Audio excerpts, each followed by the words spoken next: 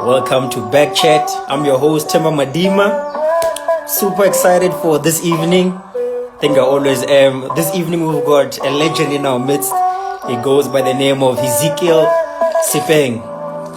It's going to be an interesting one. It's going to be a fun chat. So make sure that you guys send through your questions. We're chatting to a legend this evening. It's going to be so good. I'm excited. I hope you guys are excited as well.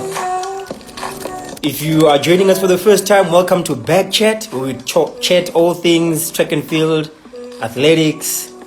You know, it's going to be good. It's going to be an interesting one. Make sure to send through your questions if you have any questions. Today, everything is fine. There's no load shedding. Touch wood. And we can have a good one. Welcome, guys. Welcome. I see you guys. We're just going to wait for Ezekiel to join in, and then we're gonna get chatting. Hope you guys have had a good weekend. So we're ready for another full week of BackChat. It's gonna be super interesting. We're just waiting for Hezekiel Sepeng to join in, and then we're gonna get started. It's another week of BackChat. Another week to share stories and to chat with some of SA's best athletes. So welcome, guys. Thanks for joining in. Hezekiel Sepeng will be joining in a bit. Welcome, Sepeng, CDR. I see you. Ruben, Robis, Smitty, James Siliga. Welcome, guys. Welcome.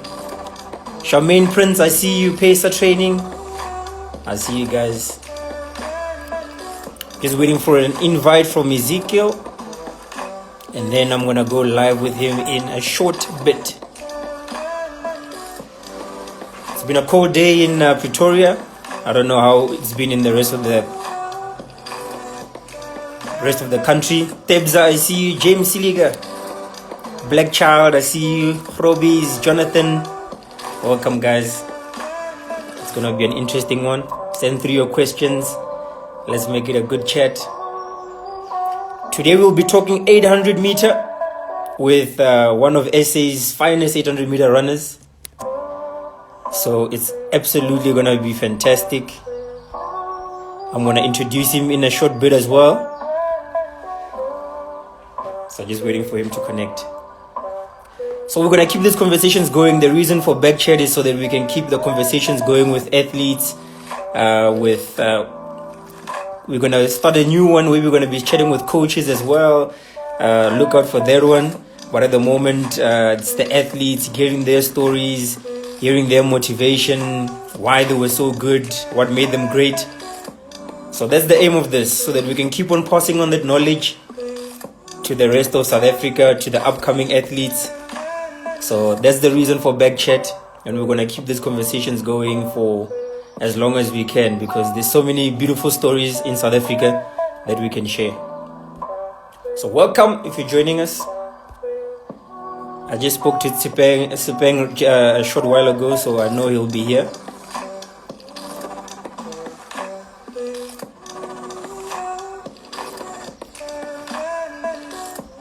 This is obviously BackChat. And I'm just giving him an invite again, and then we're going to get started.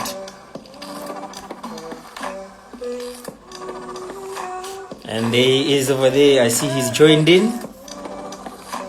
And we're going to go live with the end. Welcome to BackChat. I'm your host, Temba Madima. And tonight we're chatting to a legend. He goes by the name of Hezekiel Sepeng. He's connecting at the moment. And then we're going to get chatting. So welcome, guys. Mr. Sepeng. How are you, man? Hinda. Hey, Barmi. And hey, thank you for joining us. You know, it's such an honor to have a legend in our midst, and you know, at BackChat, and you know, for the whole country, it's so important that we continue to talk with legends in South African athletics. So thank you for joining us. No. Thank you guys for this, and I see you've done lot of athletes. You know, I saw the likes of Ilana Meyer, Akani Simbini, the Wade Van Niekerk, even Yes, yes, Zolabat. So yes, yes. it's a good one. It's That's the a good big one. athletes. Eh? It's the big athletes. We can't. So Big athlete. we can't talk big athletes and leave out a massive one by the name of Sepeng. You know. Yeah. So thank you. So Yeah. we're gonna get started. Ne? So what we do before we get chatting, I'm gonna do an introduction so that people can know exactly who we are dealing with here. You know, maybe there's somebody who just woke Yeah. up, doesn't know what's happening. You know, you must hear that. Hey, Yeah. we're speaking to a powerful athlete here. The big one, eh? All right, ladies and gentlemen, welcome to BackChat. This evening we're chatting to Hezekiel Sepeng. He is a 3-time Olympian and a 3-time Olympic finalist. Obviously, these are the Olympic Games, 800 meters silver medalist, World Championships, 800 meters silver medalist, as well as a 5-time finalist, World Under 20 Championships, 800 meter finalist, African Championships, 800 meter silver medalist, World Athletics Final, 800 meter finalist, Commonwealth Games, 800 meter silver medalist, World University Games, gold medalist, as well as silver medalist in the 800 meter, 3-time SA 800 meter champion, 1-time SA 1500 meter champion. Ladies and gentlemen, he is also the SA record holder in the 800 meter with a time of 1 minute 42 seconds, 0.69. He goes by the name of Hezekiel Sepeng. I'm clapping for myself. Because Hey, Baba, that's a CV. yeah, Hey. No, when you were reading it, I just realized that this is this is good. The only medal that I don't have, it's a world indoor Yes, medal. yes. Yeah, I think that's the only one that's I've got missing. all the medals. Yeah. Yo, I know. That's why we say, you know, we only bring in the big dogs. So welcome and thank you so much, Mr. Sepeng. You know, we always talk a lot. We see each other everywhere in the track, but I think it's gonna be good to have you talking to everybody else as well. You know. No, thank you from Backtrack and from yourself. Yeah. All right. Next thing we do on BackChat is we have to play a game. It's a very simple game. It's called 30 seconds. So what must happen is that you've got 30 seconds to tell me the thing is that as many things as possible that you have inside of your training or competition bag. It's called what's in the bag. So when you were at your peak, what was inside your competition bag? Coming to you in 3, 2, 1. Let's go. I will have my spikes. I will have my vest. Let's go. I will have my unitight. I will have my shot. Because the reason is I want to change when the weather is it's not right. And let's go. I will have my sunglasses. Yeah. I will have my drink. I will have my what do I have? Time. Yeah. Ay.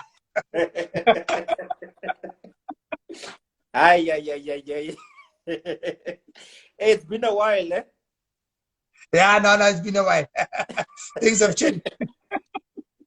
I can tell. I know, but at least 7, it's not the worst. It's okay, you know. The worst is a 4, so 7 is still at least Uzamile, you know. I'm still there. All right, let's get started with the first question. I think this question for me is it's a very important one, but it's a simple one, you know. So when I think of it, so the question is, how did you get started? How did you start with the athletics or the 800 meter? How did this journey begin for Hezekiel Sepeng? Yeah, look, man. I as most of the people know me, I was born in Poch, in the farm. Yeah. So I started doing running there. You know, I was doing road running fun runs, which is the 5Ks, and I end up doing half marathon.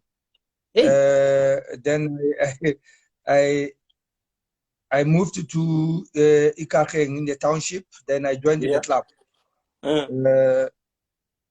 There I started understanding, knowing there is a track, there is a cross country, and there's road running. I was doing all three. I was doing all three of them. Then from there, I got a scholarship to Poch Boys. I went to Poch Boys, where I got a scholarship, and obviously there at school they only focusing on the track and the cross country. That is how now I really started, focusing on the track. Yeah. So you never you look like you're one of those athletes that you had a straight career. You never played soccer. You didn't play rugby. Was it just athletics, or did you start somewhere else? No, I was good at soccer. Growing up, I had speed. Growing up, you as a young boy, we all play soccer. We wanted to be. Everybody wants to be a professional soccer player. It's either you play for Chiefs or Pirates at that time. That never materialized. Athletics took over.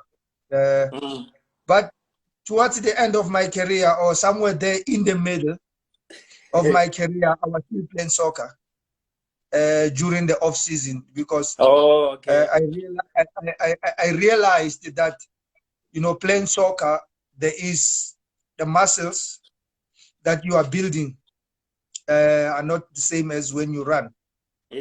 Because even if you are in good shape, you go play soccer. When you wake up the following day, you are stiff. You are stiff. I know. I used to do the same thing. Yeah, and I realized that probably it's good because there is some of the muscles that I'm working that I can't work while I'm doing my athletics. Yeah. No, that's very true. So obviously you said you went to Posh Boys High, and that's where your journey started. So obviously you said you were doing road initially, and then you started doing cross country and track. So the 800, how did you come about with the 800, and how did you start with that event?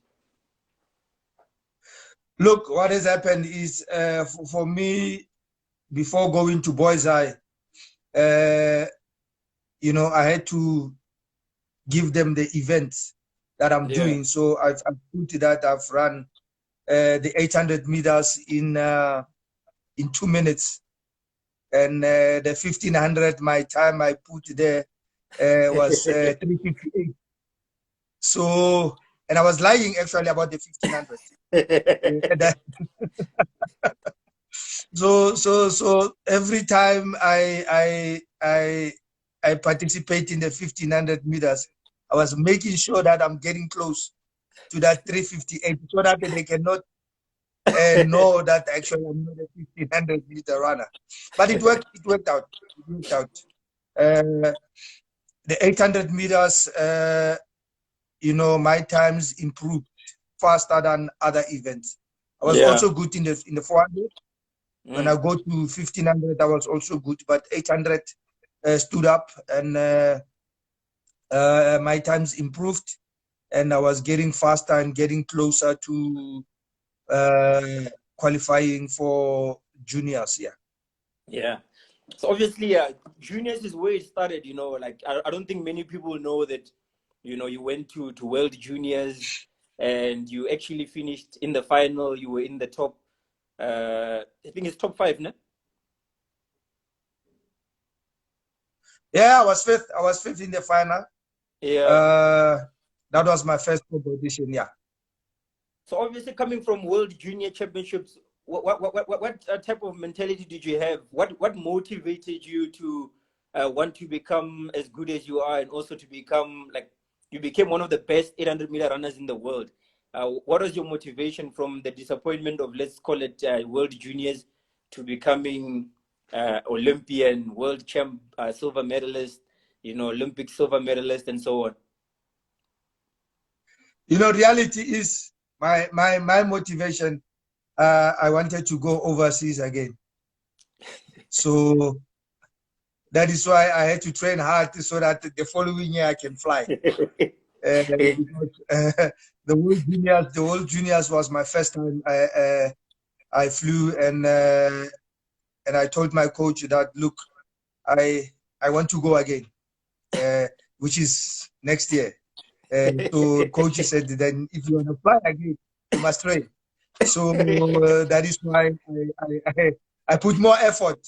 I was not thinking about times at that stage. I just wanted to go overseas here.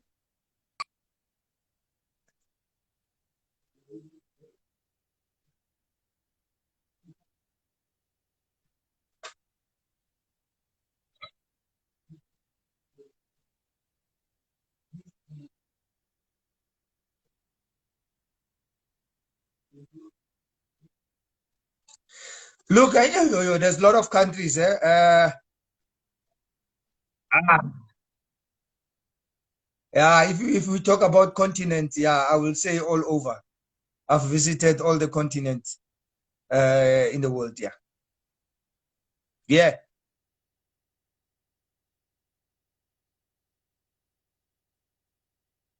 Allah.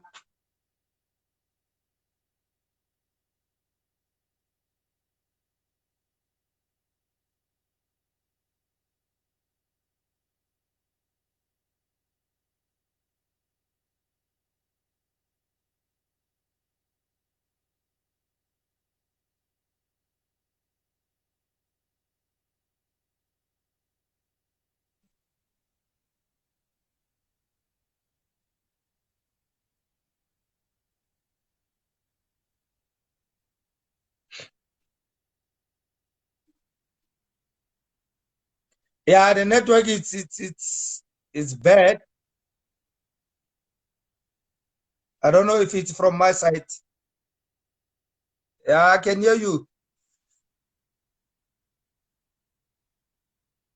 I'm not sure because I can't even see you here. It's okay.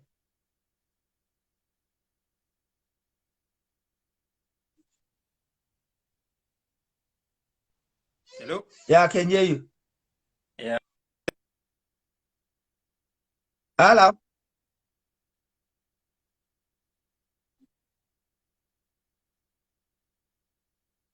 Yeah.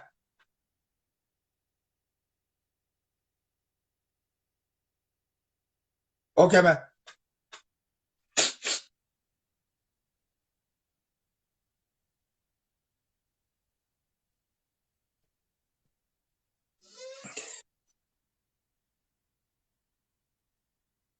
Yeah. Sure.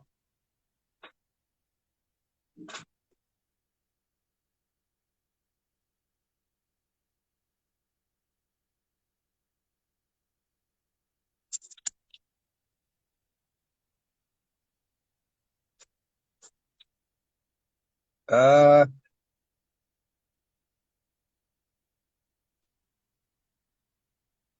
Hello.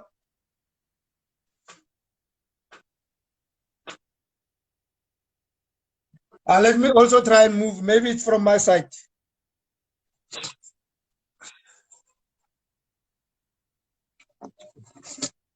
Bit of internet connection problems. Please just send them if you can hear me, or and just let me know if my connection is a bit better.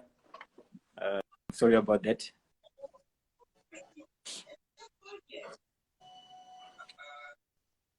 Allah. Can you hear me? Connection. The connection is bad now. Hello? Allah. I can hear you, man. I can see you. I can hear you. But Okay. my picture, can you see me? No, I can't see you.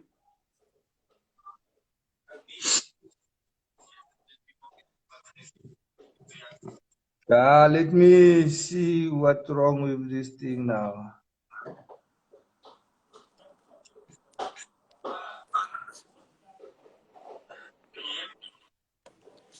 Okay.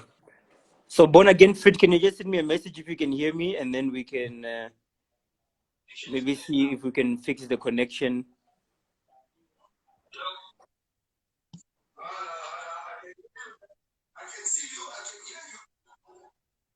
Is it?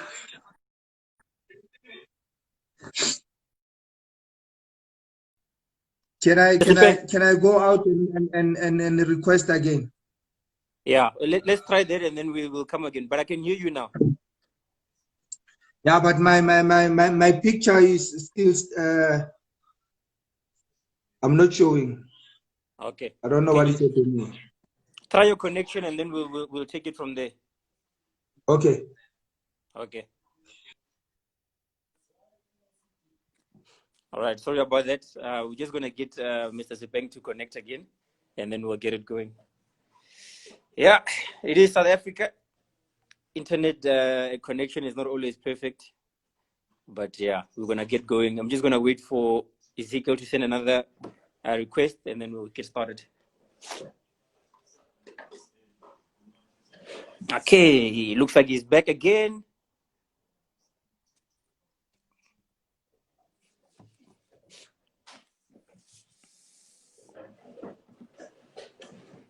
All right, sorry about that, guys. We just had a bit of a connection challenge. Mr. Sepeng, are you back? I'm back. Let me change. Are you sitting on The the toilet view. now? Is it better in the toilet? No, I'm in the kitchen now. No, it's Yeah. better. I was Yes. also standing in the kitchen because I thought maybe the kitchen will be better. You know, wherever there's the oven, things work well. No. I'm Okay, back so in the kitchen. let's You're pick, out of the kitchen. let's pick it up. So we're basically talking about the 800 and how you came about, choosing the 800. We talked about you traveling the world was your motivation. When did you know that the 800 was going to be the event that you're going to focus on? Obviously, you said you were doing the 1,005. You were also doing cross country. When did you know that, okay, now 800 is what I want to focus on, finish in class? Yeah, look, at school, while you're running at school, you have your inter-high, and so there I was doing a lot of events there. I was even doing 200 meters, 200, 400, Yeah, 800, yeah. 3,000, 1,500. So, but what happened is the 800, as I said, my times were improving. I moved that same year, 1992, I moved from about 2 minutes to a 147. Sure.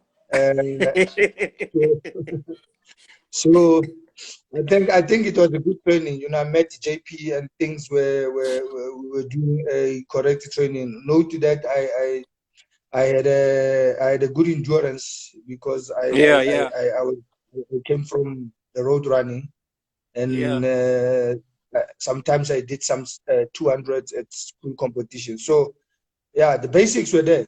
So I moved in 1992. When I went to Boys Eye, my best was like 2 minutes. Then drop it. Where when we went to SA Champs, I ran my PB there. I ran a 149. Yeah. Then I qualified for the World Junior team. Then that's where in World Juniors, then I ran 147 in the final. So, but in that race, you had to run 147. The winning time was 144. So Juniors. you had to. So the winning time was 144. It was 144. Yeah. So you had to, because I was fifth. You just went hack and through the line. It was 144. So then I broke the national record, the junior record. So that is where now I started focusing on the 800 meters here. Okay. The other event, I still ran the 400 as a backup to gain speed, and the 1,500 for my endurance also. So, so you, tell us, did you? This is the question I was asking. I was asking your role model. Who was your role model at that time? Who inspired you to actually become the great athlete that you are today? Did you have a role model? Yeah, look, during my time, I had no idea about athletes internationally. I only knew the likes of Matthew Stemane, the Mutwara Teus, the David Tebe. That is why actually I was more on the road. Okay. Because I wanted to be like them. But I remember 92 when I went to Posh Boys. JP at that time was my coach at school, and he gave me a book about Sebastian Coe. At that time, world record holder.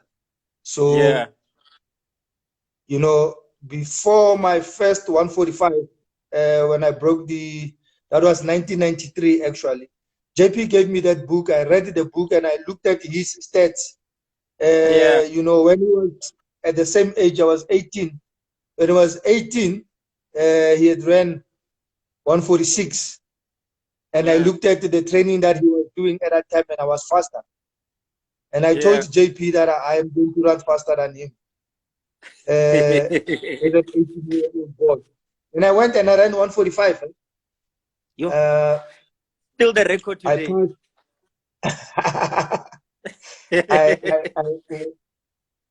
I passed the first lap with 50. Look, I didn't know what I'm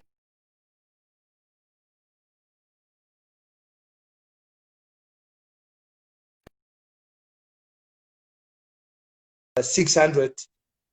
I went until 600. I think I passed the 600 in 115. Then I knew that I had only 30 seconds to run to make it. Yo. This was as a junior. You ran 145. Yeah, I ran 145.9. That was our junior record at that time. Yeah, but I went and improved it at World Juniors, at World Seniors. Yeah. Wow. I see Stephen Mukoka has joined in here to see what we are talking about. Gabriel Lowe, I see you. Minik Luan, I see you guys. Johnny Smith, oh, that's JJ's son. JJ Smith's son is here. Sobi Mukucha. Tineka Kluta, oh, Musosi, the hyena. Hey, the people are here, Chief. They want to hear these stories so they can get inspired as well. Okay, so obviously now you've got the SA Junior record. Momentum is moving. You've reached your goal. Also, you're traveling the world now. Overseas is like your second home. No, I don't even think about it. So, what pushes you now to becoming the SA? Obviously, you move into the senior ranks, and also in the senior ranks, your improvement is, like you're saying, every year you can see. I think there's a few years, 3 or so years, you were running 145, and then all of a sudden, the big improvement came. How did that come about? Did you change something in your training, or what was the focus for you and your coach when you started, when you broke 143 and 144? Yeah, look, after I ran my first 145, I remember I was interviewed, and the guy was interviewing me and asked me what is my next target. I was naive. I just felt I can run 143 the following day. You know. I remember setting up targeting 143 immediately. You know. But it took long. It took me long to reach that 143. But you know, I think the good thing is I said it that I want to do 143. But again, as you said, as you said, in 1992, I saw Ilana Meyer, the likes of Bobang, Kolileyawa, they were at the Barcelona Olympic Games. And I remember asking JP, when is the next Olympic Games? And he said the next one will be 1996. And again, I said,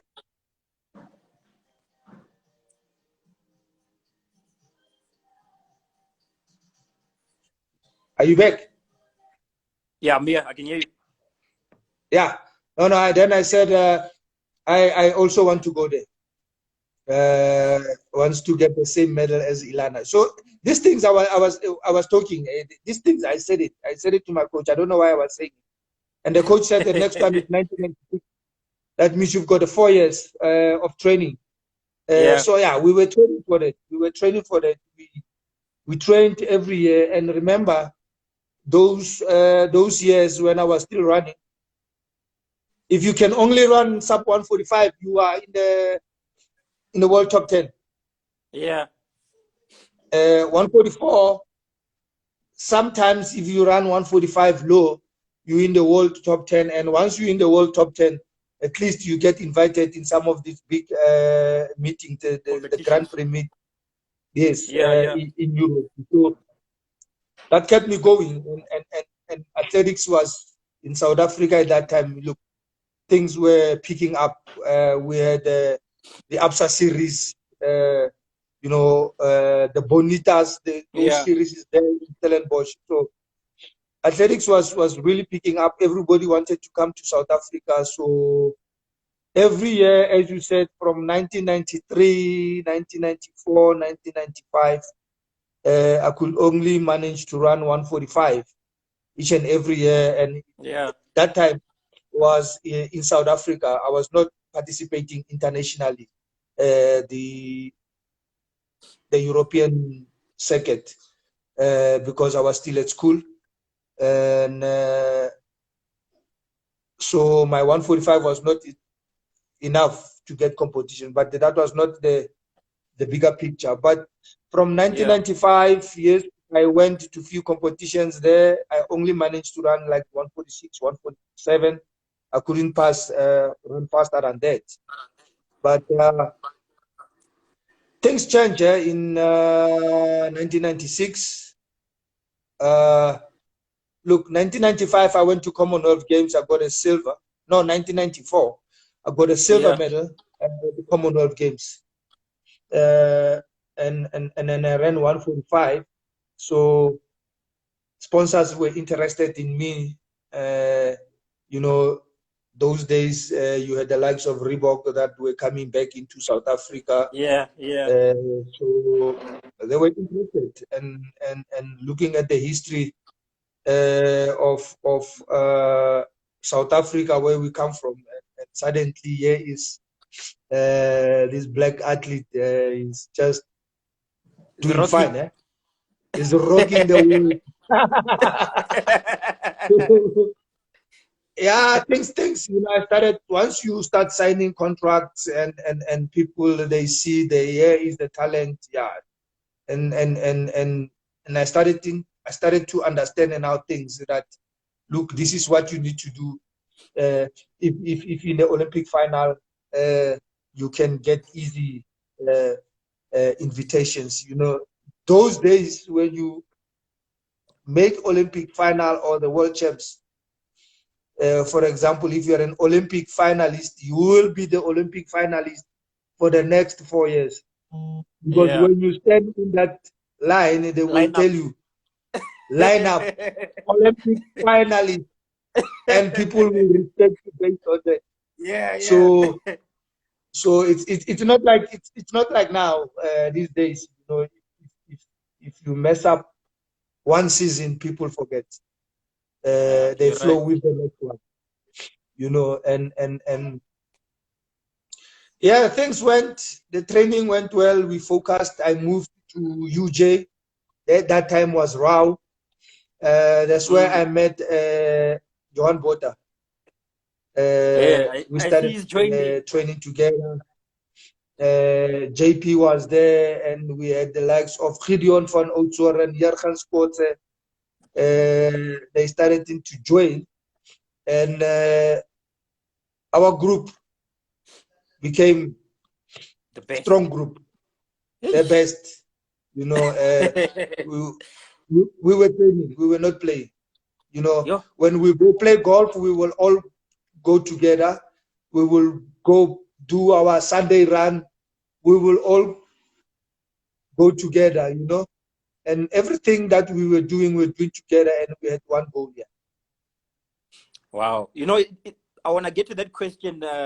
That's my next question now. Obviously, looking at your training group and moving to Rao. But before there, I want to take a few questions. But I see there's also some comments here. Here's Johan Bueta, Coach Bueta says, Hezekiel, you superstar. Reinhard van Rensburg is saying Ezekiel is running faster 10 kilometers than me now. We see you are busy working. Now, Reinhard is saying, am I running it now? No. He's joking. Because now I'm just scraping under 1 hour. Yeah. So yeah, it brings us to this question now that I want to ask. Obviously, the training group that you have at Rao, it's probably one of the best training groups South Africa has assembled in one place. I mean, yeah. I think that the slowest person in your group was running a 146, and the rest is 142, 3, 4, 5. You can just hear that the quality of the group was making things very good. What is the relationship you had with your coach? I know that played a very, very, very important role in your life. What is the role of the relationship you had with Coach JP? Look, JP was a tough guy. JP he coached me since from boys. He was like my father. Yeah. I depended on him. He's the guy that gave me running shoes when I didn't have. I remember when we went to Greenpoint for our junior champs, we drove by his buggy from Poch to Cape Town. So that was the relationship that we had. He was like my father. I mean, he is still like my father to me, JP. He's taught me a lot of things. I've learned a lot. But in coaching, he was tough. He was very, very, very tough. Like an army. He's got an army background, so he's not playing. If you learn, we had guys that came and gave up and say, we can't train like this. if we have to be champions and this is the training, we can't handle it, and they gave up. So, but we had the guys that were there. Remember he started with me, then Johan Botha joined me. Yes. Then from Johan Botha, we had the likes of Gideon van Oudtshoorn came to our group with a 153 personal best, and he ended up running 145. We have Graham Davidson, also 152. He went towards the end, he ran a 144. A lot of guys. Jurgens, Meya Kotze.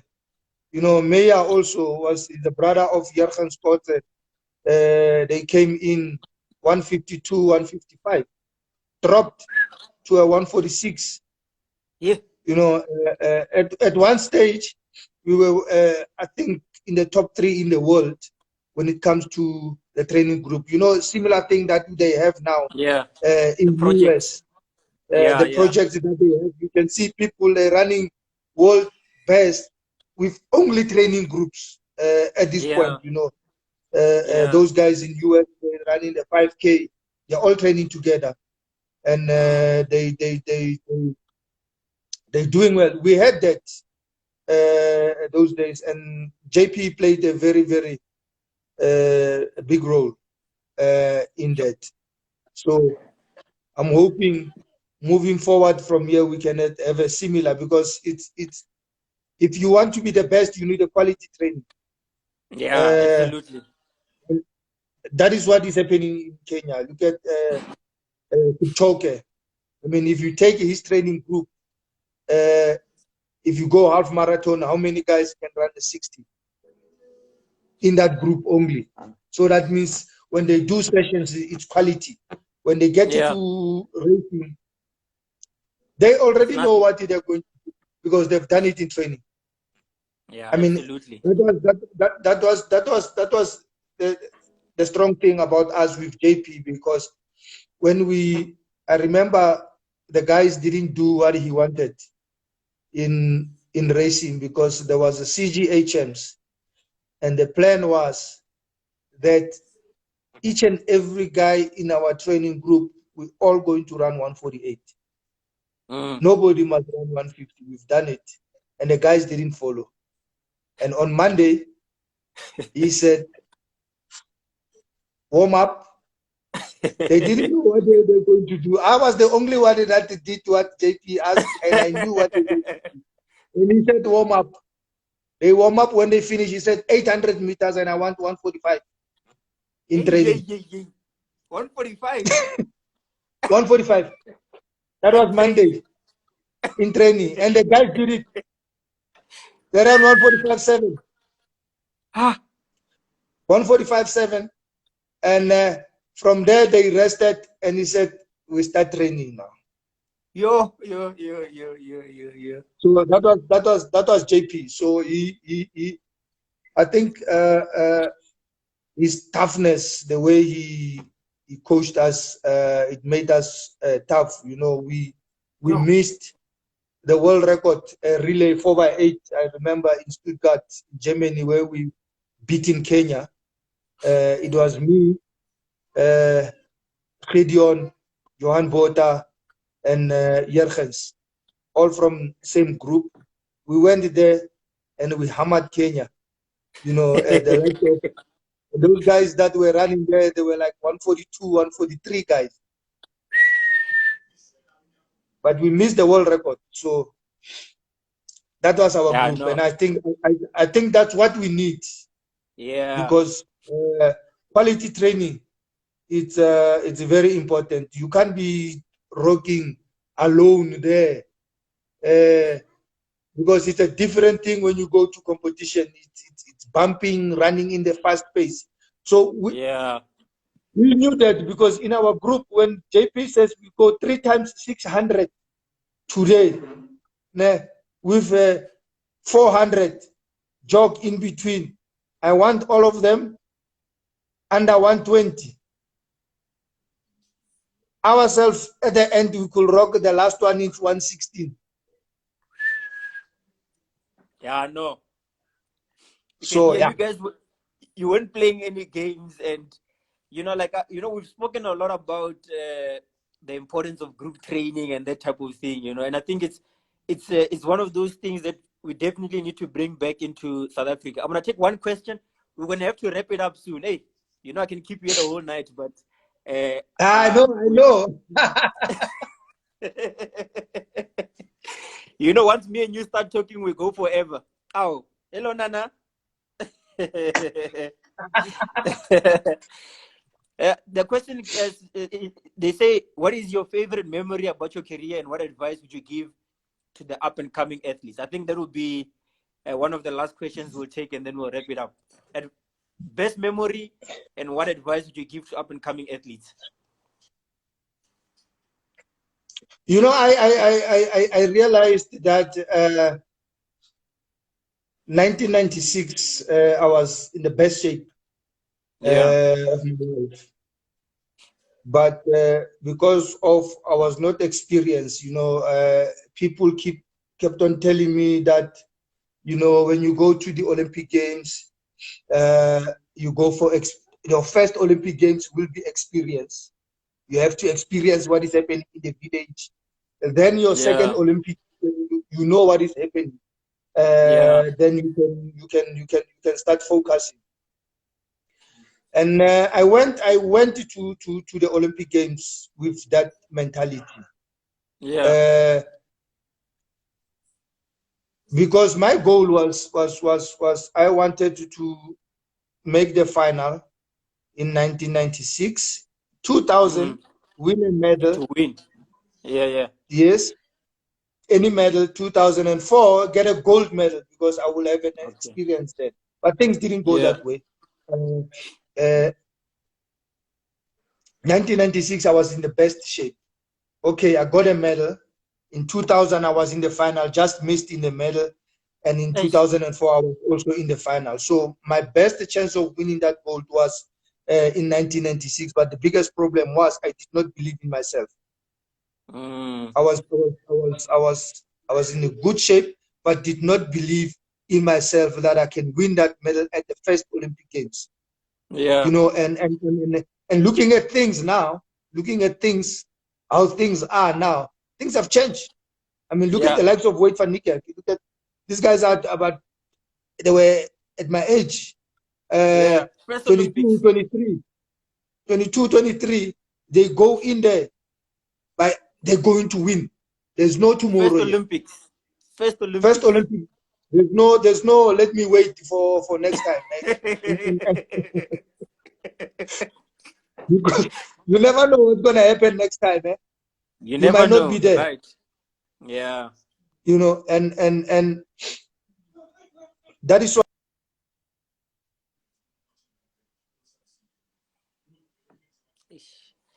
looks like we are having connection.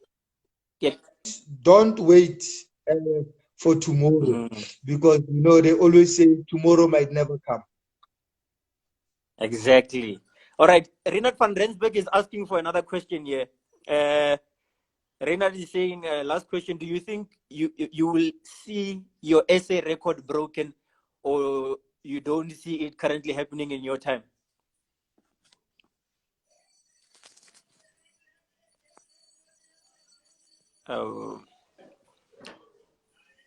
Just waiting for the connection. Sorry about that, guys. We're going to wrap it up in a short while. If you can hear me, please just wave at me.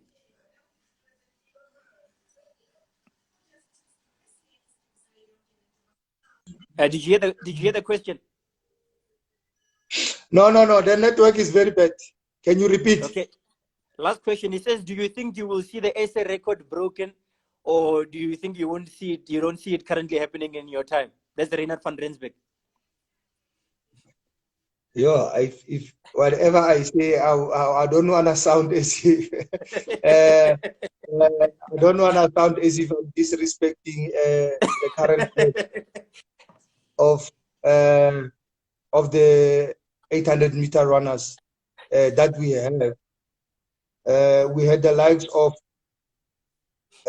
Andrea Olivier, who has retired. Yeah.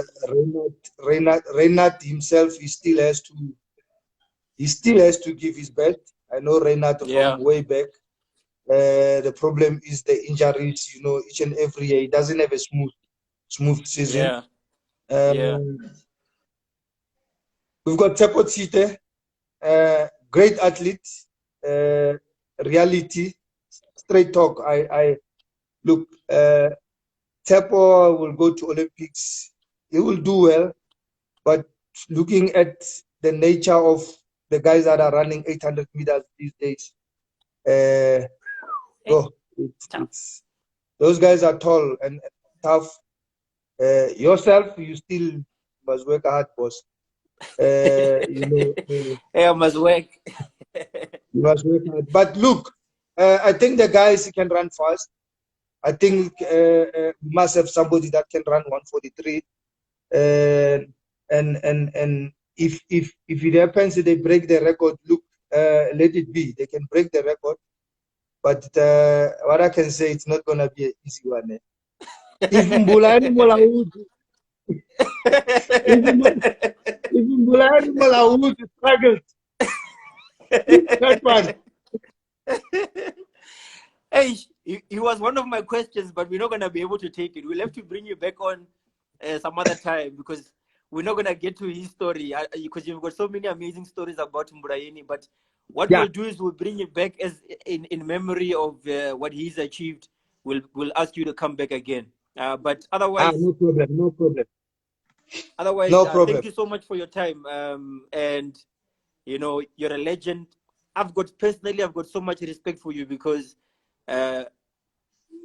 regardless of your achievements, you've always been humble. People can always approach you. You're always sharing your advice. You're passionate. You love the sport, you know, and people like you are the reason why, you know, even me, I changed from the 4 and I decided, no, man, this 800, the likes of Sepeng and Muraudzi, I want to one day be able to run that event as well, you know. So you're a legend and we appreciate what you're doing. I know you've been involved in coaching, still involved with the foundation as well, the Hezekiel Sepeng Foundation, as well as, you know, obviously working for the federation as well. So thanks a lot. You know, thanks for giving back. We really appreciate it.